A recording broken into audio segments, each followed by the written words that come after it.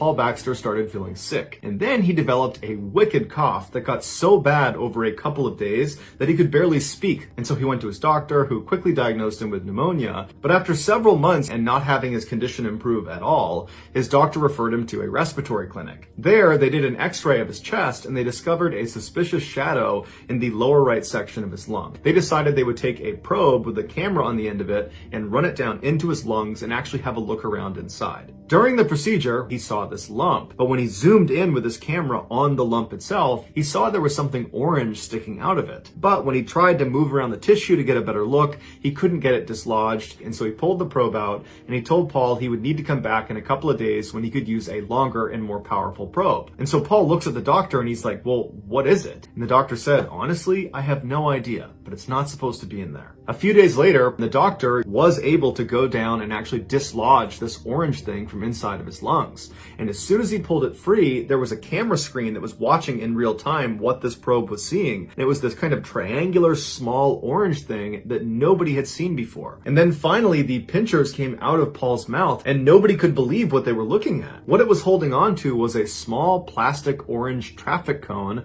from a child's play toy set. And as soon as Paul saw it, a memory came rushing back to him, and he told the doctors when he was 7 years old, he swallowed, or so he thought, a cone that looked an awful lot like this one, except he hadn't swallowed it, he had inhaled it. And then somehow, for 40 plus years, he'd had no symptoms related to it until now when he developed that cough. Paul would say when he had this revelation in front of the doctors, there was a moment of silence, and then everybody just started cracking up laughing because none of the doctors had seen anything like it before and didn't really know how to react to it. And so Paul was allowed to keep his traffic cone, and after he left, his cough went away. And when Gareth was 23, Britain's communication headquarters, commonly known as GCHQ, offered him a job as a codebreaker. Despite being an intensely private and shy person, Gareth was a highly valued team player whose genius in mathematics and technology helped his group win a number of Britain's highest awards for international codebreaking. In 2009, the famous Secret Intelligence Service, or MI6 for short, they offered him a job to come over and work for them. But shortly after taking the job and moving to London, he regretted his decision. He hated the intense competitiveness within MI6, the flashy cars and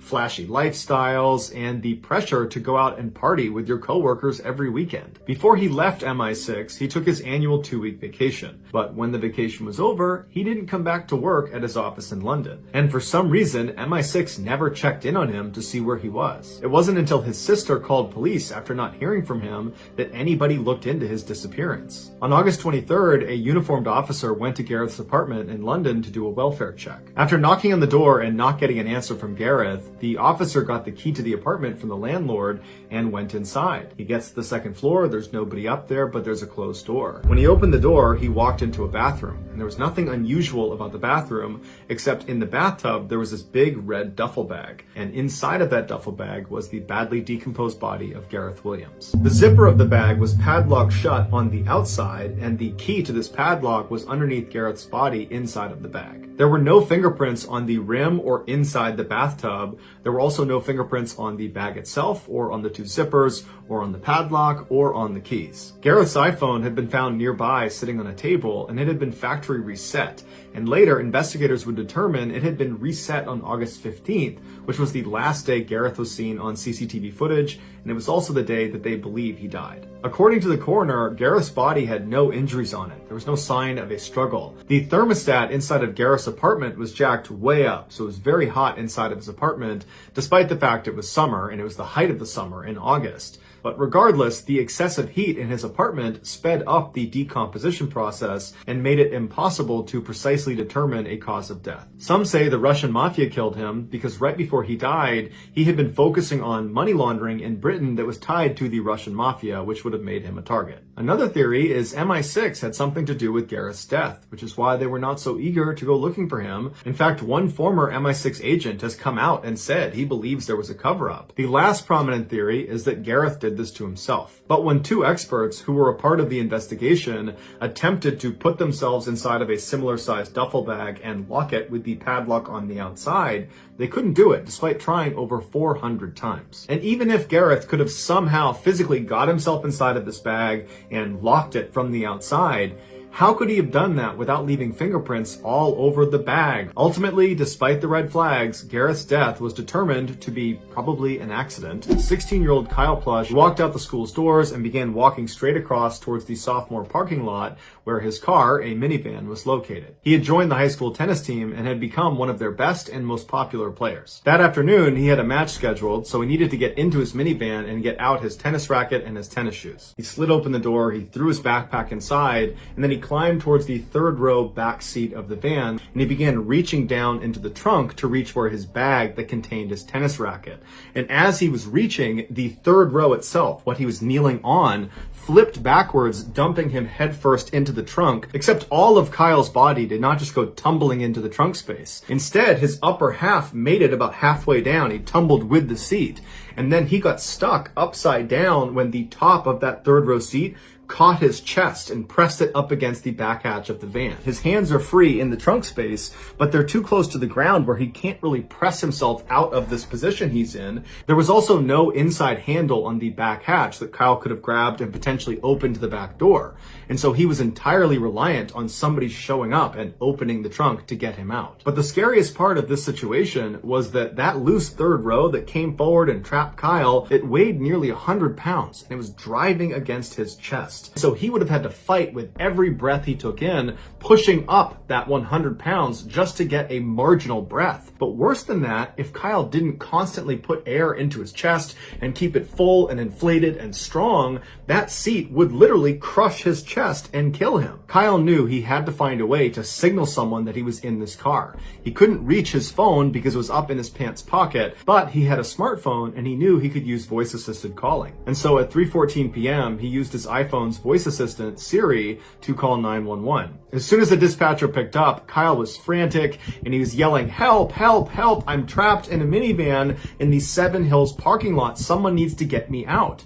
But the dispatcher couldn't really understand what Kyle was saying because you got to remember, Kyle is yelling from in the trunk space through this collapsed seat up to his phone in his pocket. Although if you listen to the audio, it's plainly clear that Kyle is in distress. You can hear that he's yelling and you can hear him banging, which apparently is him banging on the inside of the car. And so they kept asking Kyle, "Where did you say you are? What's going on?" But Kyle, he can't hear his phone. So Kyle just kept frantically repeating his situation, saying his name, where he was located, what was happening to him. Towards the end of the call, Kyle tells the dispatcher that he thinks he's going to die here. And when the call does cut out, the dispatcher tries calling Kyle back, but it goes to voicemail, and his voicemail only indicated his name was Kyle. It didn't give a last name or anything about him. Not knowing if this was real or a hoax, the dispatcher wrongly labeled this call as unknown trouble when they broadcast it to police.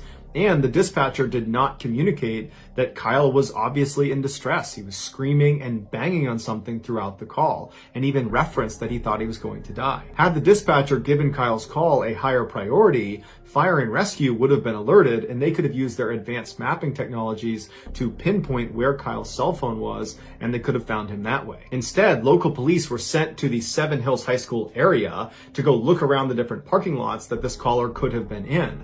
But there was nearly a dozen of these parking lots associated with the high school, making it a huge search area. And so the police show up and they don't see any problems. At 3:35 p.m., with the police still patrolling the parking lots around the high school, Kyle used Siri to call 911 again, and a different dispatcher answered. Now, at this point, it's been 21 minutes since Kyle's first 911 call, and so the weight of that third row is becoming unbearable. His voice is very weak, it's very faint. You can tell he has labored breathing, and every word is punctuated with a long silence as he tries to get out anything he can to try to help himself. And one of the things he says to the dispatcher as soon as they answer is, "If I die, I need you to tell my mother that I love her." And then there's a silence. And Kyle asks them, "Can you hear me?" And there's still a silence. And he says, "This is not a joke. I'm trapped in my gold minivan in the Seven Hills sophomore parking lot. If you don't get here soon, I'm going to die." There's another silence. And then Kyle says, "Hey Siri." And then there's silence. And he says, "Hey Siri," again and again and again.